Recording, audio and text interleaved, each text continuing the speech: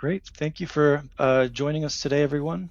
Really excited for our webinar on the future of product discovery. We're going to be talking about autonomous agents, personalization related to things like e-commerce and beyond. And so my name's Javier Corral. Uh, I'm a VP of Product Strategy at Netcore Unboxed, and I'm accompanied here today with Chris Pena. And so nice to meet you, Chris. If you maybe want to do a quick introduction. Hello, everyone. Chris Pena from Salesforce. I am a CIO advisor, go-to-market leader at Salesforce, focused on all things data and all things agents.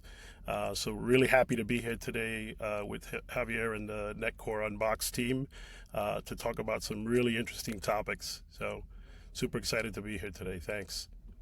Excellent. Yeah. And the reason we wanted to have this session is that we have a lot of our customers that are keep asking us like, hey, this agent stuff, like we're experiencing real FOMO, like technologies are changing so quickly, and these companies they don't want to be left behind.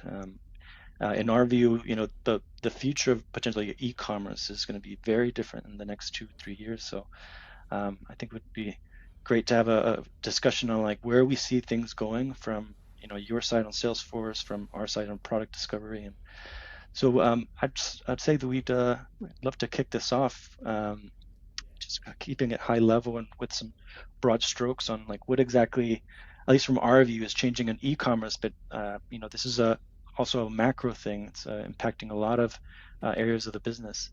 And so from our view, things like personalization was all the buzzword a few years ago, but it's also how that's being accomplished is dramatically changing. So we're seeing that it used to be that you had to configure these rules and aim things, aim experiences for shoppers and individuals, but now this is all happening in AI and at scale much more granular. What we're seeing also is these agents, they're really changing the way that people interact with brands and products.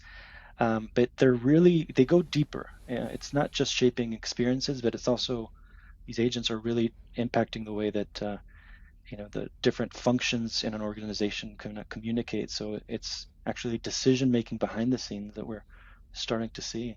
I'm gonna pause here, Chris. I don't know if any of these you see parallels with on the Salesforce side. Yeah, and absolutely. I think the way we see it as well is so AI is not just about assisting, right? It's like guys have here. It's about it taking action, and no different than a human may take action, right? Let's say you call into a call center and you've just ordered a product, and it's not what you expected or what have you, right? The human would make decisions based on that particular issue they're having, right? They may look at a knowledge base and say, hey, you know, we should probably give you this product. It fulfills your need better, or what have you. So this idea, especially for us at Salesforce, around kind of digital labor. So how does human labor and digital labor work together to solve a problem is critical, right? And when we think about agents and the way we treat our AI agents, we like to think about it is that we treat them very similar to the way we would treat our human workforce as well, and train them the same way and make sure that they follow the same SOPs and have access to the same knowledge and data. So for us, it's how do we bring these two worlds together so that it really is providing that thought process that potentially, and I'm not saying it's getting to the level of human intelligence, but how do we bring those two things together to make sure that we can bring elevate it to the next level and help it with that decision making process? Absolutely. Yeah, no, excellent. And what the way the recurring theme I guess we'll have in this presentation or this webinar is that when I have to explain this to our customers, it's we're moving from an AI that assists, like just as you said, to one that acts. And the profound change that we're seeing is that these things need to understand goals and context, and they need to be trained, just like as you're saying. That's kind of the focus. So continuously adapting. So that's again, I think we're aligned on some of the high level kind of macro forces that we're seeing, and how that's going to impact some of these technologies. So um, great. So moving forward, I'd love to like start with maybe a definition, right? Like what does agentic AI even Right. mean, right? What does that mean to you, Chris? Well, listen, it's a couple. It's like I mentioned before, right? Is it's really having that reasoning and that logic behind, right? Because if we go back to like the early days, and when I'm saying early days, like chat bots, right? We would configure them and say, hey, if this happens, do this, right? So it was kind of pretty, what I would call more robotic, right? Similar to what we did with robotic automation a few years back, right? Then we got to the point where we could do some kind of predictive things, right? We can make some simple decisions based on some type of action. Now we're saying, hey, we're going to use reasoning engines that are going to have a certain idea of what should happen next based on, upon this reasoning to take particular actions on behalf of a customer or on behalf of an agent to do that. So, and that, and it's for some folks, it's probably difficult to think like, how are we going to allow an agent to reason and make decisions for us? I think there's a fear, right?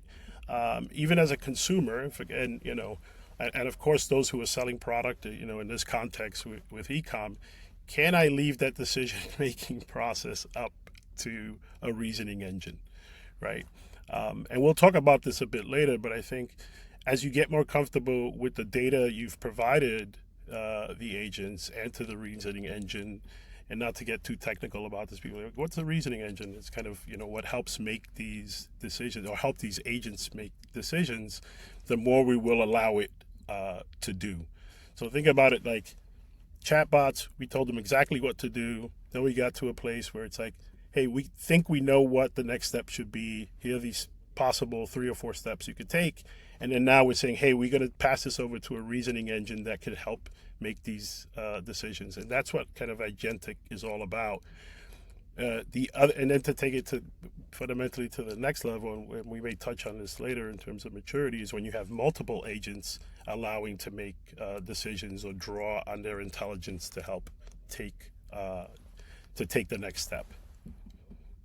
No, absolutely. And you know, uh, I guess to put it into dumber words, when back in the manual configs era, it's a really if this then that sort of one-to-one like scripts, right? And a Sure. few years ago, 2015 and then onward, we started transitioning to things like we could predict very smart guessing based on a lot of signals. Yeah. Yeah. But what we're talking about now is like agents that are learning and acting in real time, and it's, as you said, autonomous decision making, and that you know it's forcing companies to kind of introspect and think, what are we comfortable with this automatic decision making, right? So yeah, I'm looking forward to that, discussing more on that, and how companies need to start thinking about what is okay to offload and get off the desk. And so that's yeah, that's really what we're looking at.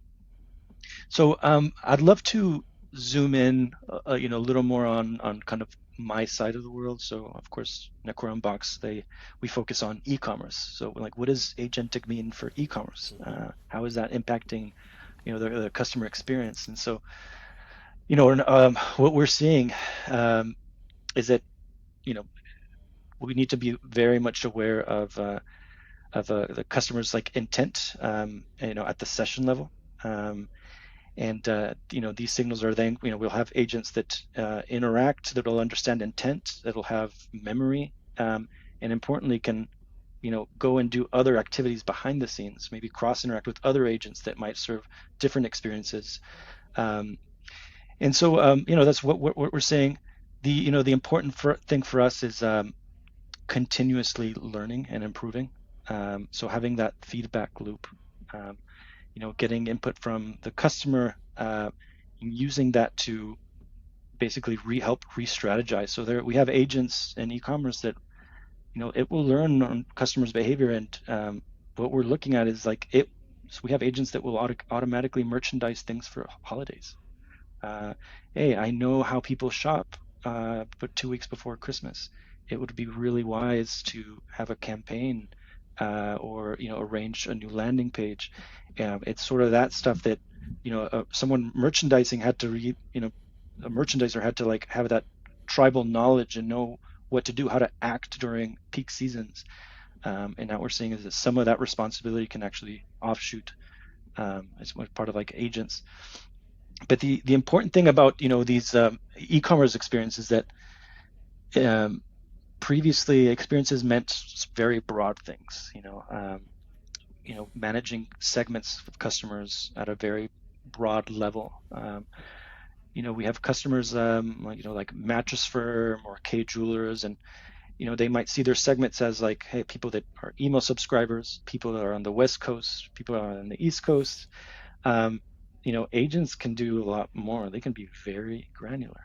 They can track customers like West Coast at 3 in the morning when it's raining, and I know exactly what kind of experiences are meaningful to them.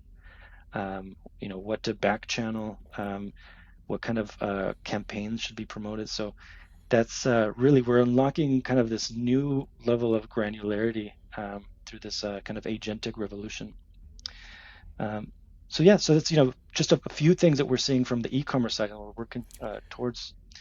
Um, and so if I had to see it from kind of how is it, what are the different touch points of a customer? We're seeing that agents are really going to be helping us uh, in all sorts of aspects with product discovery. And I'm saying, you know, the way that the search responds, the way that category pages are assorted, things like recommendations are going to be different. So imagine if every website is tailored for each individual, uh, and it's adapting to the behavior of the customer and the way they shop across the year. This hyper personalized experiences, I think, is going to be very important. Um, but again, as I said, it's also agents are going to be also running the back rooms and be able to like merchandise. It'll know like how to get higher conversion, how to improve average order value. All these business strategies can actually be incorporated. Um, and then the thing is, you never want to trust any agent. We were also building an analytics agent that's actually be able to like prove, what is the outcome of some of these strategies. So there's a whole like analytics layer that helps justify some of this like activity, and ultimately, improving over time, even running things like A/B testing. So this again, 2 or 3 years from now, the way that an e-commerce site is run is going to be dramatically different, and really this e-commerce agents are what's going to be the catalyst for a lot of those changes. Yeah, and it's interesting because while you were going through this and saying that, that's immediately what came to mind for me, right? This idea of like, you have the merchandising team, you have the marketing team, you have people putting together PDPs, right? When you think about that, the way the agent looks at it, those kind of pillars almost don't matter in a sense, right? Because the agent can look and say, okay, this is how you should be merchandising this to drive a better customer experience, as opposed to let me merchandise this because I know white t-shirts sell more in the summer and they should be priced at X, and merchandisers doing that but maybe not tying that necessarily clearly to a marketing campaign. So to me, those lines are becoming, with the use of agentic capabilities, those lines start to get blurred. Even the whole experience of how we shop is going to change, right? It doesn't necessarily always have to be through a browser experience, right? It's I assume that when we talk about these things, it's multi-channel shopping experiences as well. So maybe I'm getting a bit ahead of myself, Javier, but I started thinking Yeah. about it like it's a fundamental change in how we see e-commerce today, and where it's headed because of these agentic capabilities as well. No, absolutely. And just to add, and you said this, that like, is the way that people shop gonna change? We are preparing for a future where people don't go to the website. Like, what if every customer has their own agent that shops for them, Yep. right? So, of course, Google I/O, which was a very, very recent, and there's discussions about all these agent-to-agent protocols. How can we adapt the e-commerce store to prepare for up to maybe in the next 2 years, 30% of traffic might be a chat agent. It's Yeah. not an actual human. So we need to be able to interface with these agents and get the job done. So that's something that we're also prepared for Yeah. as a big change. I reflect to my early Alexa days when I would, it was obviously linked to my Amazon account, and I would just like Alexa reorder, my olive oil, right? But that was very kind of call it more chatbot as opposed to them being like, Chris, I know you need olive oil this week, and I'm just going to ship it to you, and allowing that agent to make a decision based on my buying patterns or habits or the time of year, right? I'll probably be an early guinea pig of that, of allowing an agent to go shopping for me and prepare for my summer vacation. So, Yeah. Yeah, I'm personally I'm not a big fan of shopping myself. I easily get lost. So having a shopping assistant or an agent do that, the heavy lifting for me is totally welcome. yeah, absolutely. In fun fact, so we great segue. I do have a small little snippet of something that we're working on. It's our own version of a shopping agent where someone can go in and say, hey, I want to look just like Tom Cruise. What is he wearing? Right. Be able to like quickly scan and understand like, oh, like oh, we have a nice seasonal appropriateness. What is your style? It's actually rating and understanding things like style, and ultimately, it went a little quickly, but delivering products. What would fit? How do you how can we get you closer to looking like Tom Cruise on Top Gun? So it's a brave new world for Yeah. sure. And listen, I think you guys have a also unique advantage at Netcore Unbox with the way you guys have been working over the years around product discovery, and there's such tight synergies around having the right data at the right time. You guys have been doing that for a long time already. So I think from that perspective, you guys definitely have an upper hand, and well prepared to address this agentic era, in my opinion. Much appreciated.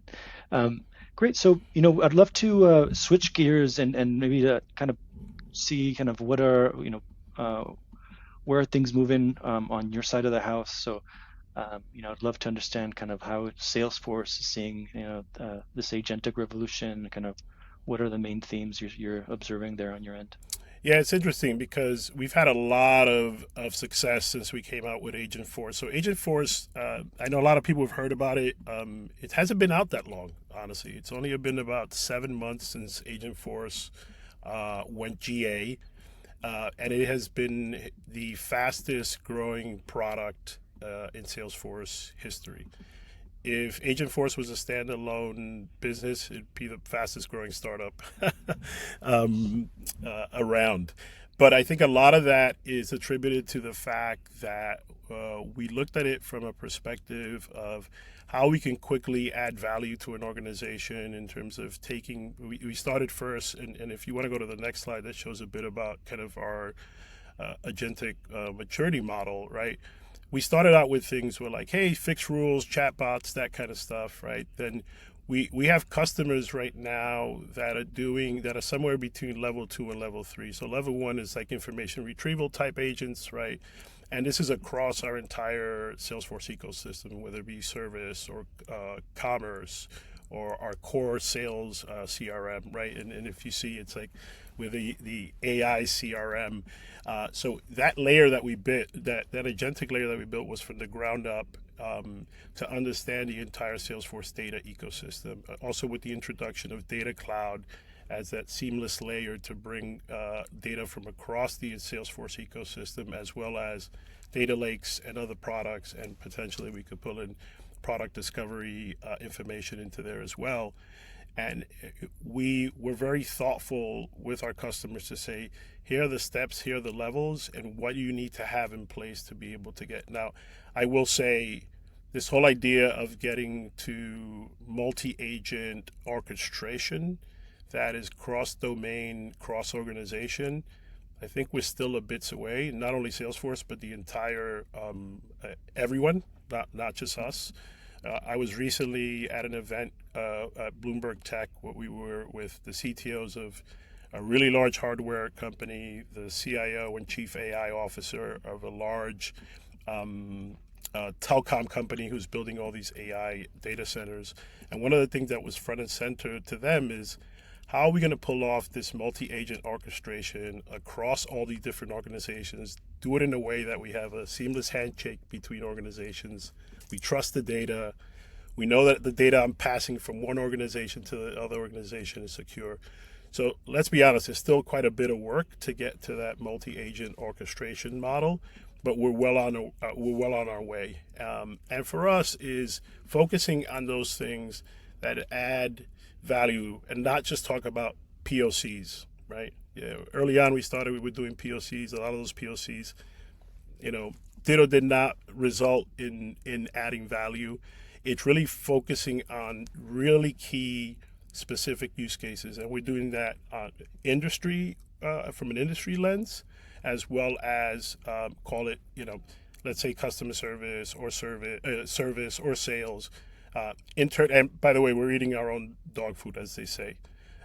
We use Agentforce across Salesforce, across sales, and all that. As we prepare for meetings with customers, we make heavy use of Agentforce and Data Cloud. We are we are an agentic company, and we feel that we're in the forefront of driving this. And we've had a lot of really good successes with our customers. And even with that, it's still a very small percentage of overall of what we're doing with organizations, but it's definitely one of the fastest growing areas. And it's, like I said, it's across all our clouds. Now it's embedded across the entire Salesforce ecosystem. It's fascinating. Fascinating. The one thing This we is will say going, just to mention one thing, Javier, one of the important things that, when I talk to other CIOs and CTOs in organizations, they're like, how do we prepare for this? How do we know that we're making the right decisions in terms of data preparedness, thinking about it from a security perspective, and being super conscious about what information, what data you're going to give access to what. So thinking through those use cases in a very kind of methodical way, you know, doing, intent mapping, right? Ensuring that you have the right data. Take that time to do it up front, but also move fast. Move as fast as you can. Don't be scared of experimenting. So I just wanted to make that point because if you don't move fast, then you are going to be left behind, honestly. Oh, and I'm sure you're having the same type of conversations I'm having. Is that, we present this future, and then what is the first thing the customer is going to ask? Like, okay, what do I need to do? How do I prepare for this? Conversations. It's the one first or second call. That's we have Yeah, to get there, yeah, yeah. and and for in our world, it's a couple of things, right? It's now that we have this autonomous like decision making, that the question is like, what are you comfortable with? How much of the business do you want to like leave automated? And we have customers that are, they want to dive in head first, and others have very strong opinions on a lot of aspects of their business. So, that's one question that I think a lot of organizations need to start or ask themselves, and be honest with themselves as well. Um, and then the other thing about these agents, and they're thirsty. They Hmm. need a lot of data. Yep. Uh, and so that having, for example, all your data centralized in one spot, I'd say you should have started that a couple of years ago. The other thing is that, I mean, these agents also, they treat data like milk. It spoils quickly. Having fresh, real-time data is really it's gonna be the foundation of addressing a lot of the use cases. And so we, at Netcore Unboxed, and generally just in Netcore, we're betting the farm on building something called like the data core. It's like, how can we, for e-commerce, have all the data in one place? We have customers that are, pushing to give us things like weather data. We have customers live today where we're consuming things like TV programming, because if something's airing on TV as a commercial, that might impact why people are in the store in the first place, and what the agents are, more what are more likely to do. So yeah, having, that, knowing where are you setting the boundaries, for decision making with the agents. And again, having a robust data core, having it at all one place and having it up real time is going to be super important. Yeah, and listen, having the compute power to manage it as well Yeah. is important as well. And listen, as a more tactical suggestion, I think people need to look at, think about what can I give to an autonomous agent that I feel comfortable with, right? Like where it can improve, doing something quicker, or it could take some mundane tasks that I feel comfortable that if I provide, you know, the right information, it could just and if you start there, then you're gonna if you see quick benefits, then it's gonna kind of snowball from there, right? I think if you try to take your most complicated uh, business process and business case and try to do that, that's when it gets super complicated and feel like people feel defeated, right? Have some quick wins, show some success, build from there. At the same time, to your point, ensure that you putting a good data strategy in place to either have the data centralized or have access to the data through some kind of centralized semantic layer or what have you, right? So that the data is available in one way or another. This idea potentially of trying to get everything into one place could be difficult for a lot of organizations. For example, with us, with Data Cloud, with things where we could do zero copy from all these data lakes and all that, we don't really maintain any of the data within our platform, but we have access and the compute power from the other platforms to have access to that data. Um, but you have to have a clear data strategy to be able to do that, right? So it just kind of some tactical suggestion around how to maybe start small if you haven't done anything yet, and see the early successes. Yeah, absolutely. And not to get on a tangent here, but it's another trend I've seen, especially now that data is it's going to be the probably the first stepping stone for a lot of companies. Is we see a lot of new teams pop up, with AI, ethical AI and data provenance, and so it's not just having everything in one place, but you got to play well with regulations like GDPR. In California, we have our own thing going on, so um, it's also doing it the right way in a careful way. Well, still keeping privacy in mind. This is going to be Yeah. super important. Yeah, and this is why, like what I mentioned earlier about this kind of multi-agent orchestration as well, right? So if I have my customer data, am I going to be passing it on to an agent for another organization who has access? The customer hasn't given consent to share that data with another organization. How do you do those handshakes and all of that? That's one of the very big topics that comes up uh, with our customers, as well as when we're sharing this data with these reasoning engines, is it staying within my domain or not, right? Is it going somewhere else that I don't know about? So that's a very big topic in terms of the ethical use and also the storage of that data and where it's going and who has access to it. Listen, we're all users of things like ChatGPT and Gemini and all these other and Claude.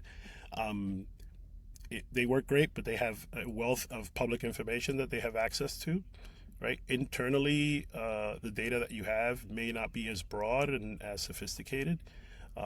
So yeah, again, this idea that if you don't have a well-defined data strategy, you're going to have a tough time with implementing some of these agents. But this is where I think organizations, Javier, like yours and ours, come into play to help customers kind of drive that and make the right decisions and have the right capabilities in place.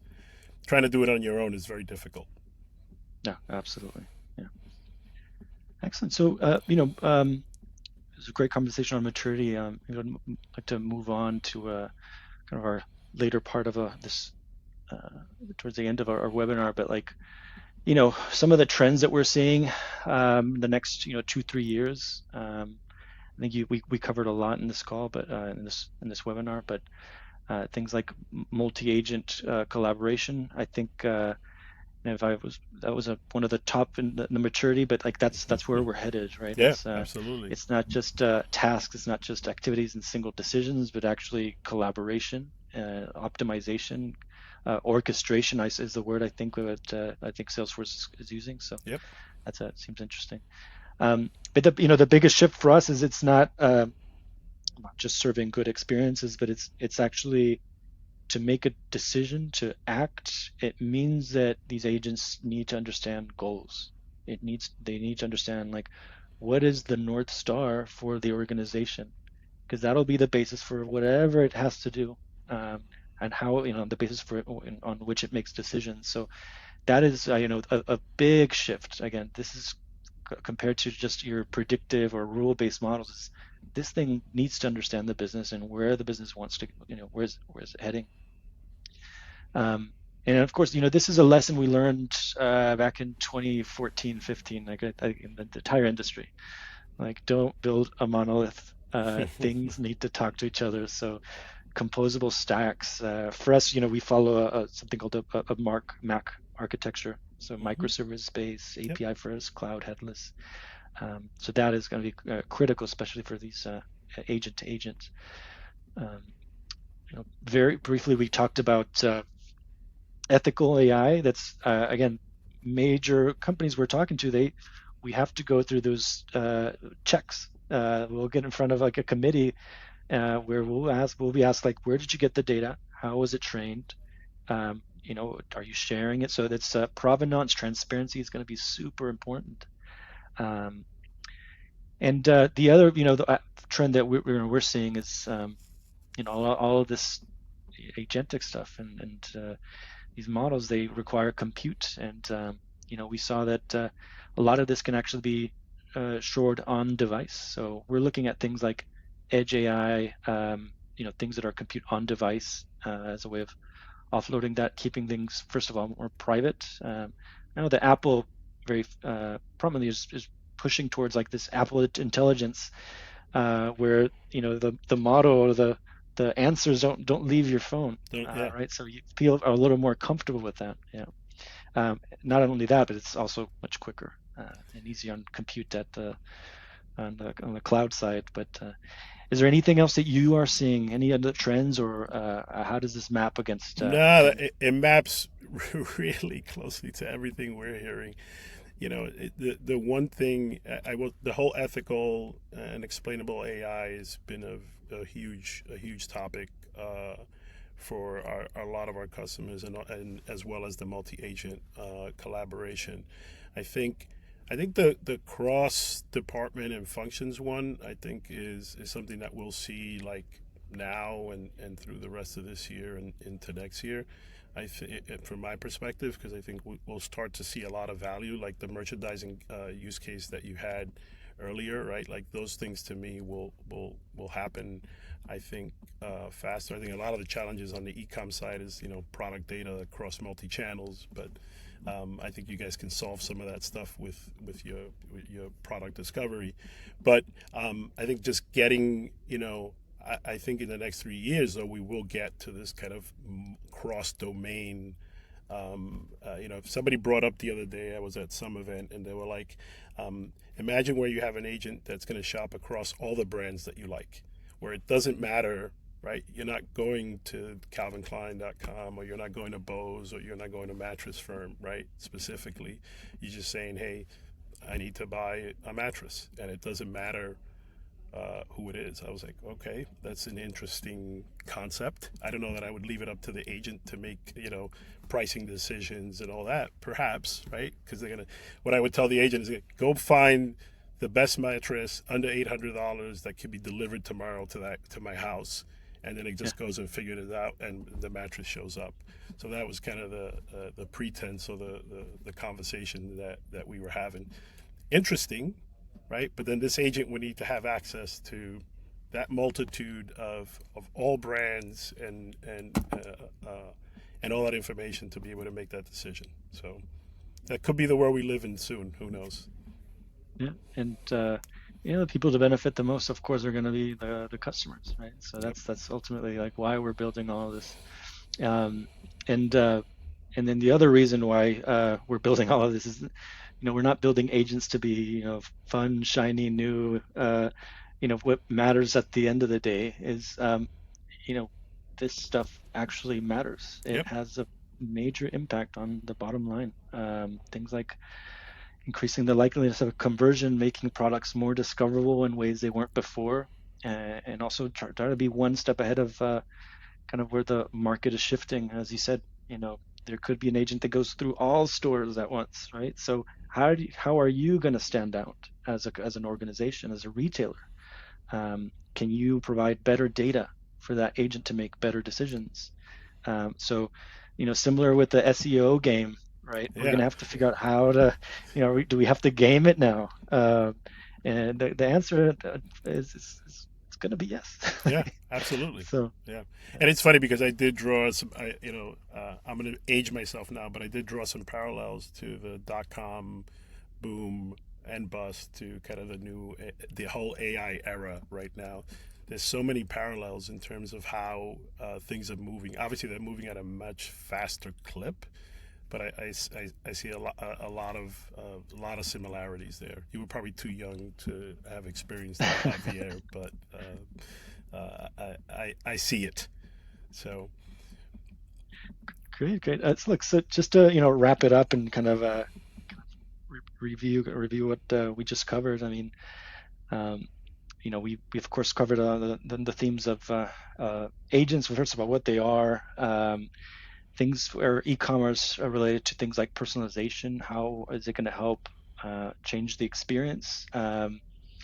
How these agents are actually going to be orchestrating and making decisions behind the scenes, not just powering experiences, but actually making strategic decisions.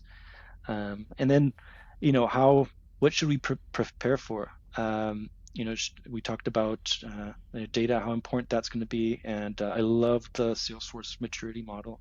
I think it's just a great way of seeing, the different stages and kind of where we're headed. But ultimately having a strong foundation of data, make sure it's composable, being accountability and transparency is going to be super key. So um, yeah, Chris, any other thoughts before we sign off? But it was really I, lovely to have you today. yeah, I think we covered quite a lot in a short time here today, and I wanted to thank you, Netcore and Unbox and Javier and the team. For having me here today, and always happy to come back and continue the conversation. So I really look forward to it. And thanks so much for your time, Chris. And thank you, everyone, for tuning in. And yeah, we'll see you on the next one. Thank you all. Take care now. Take care.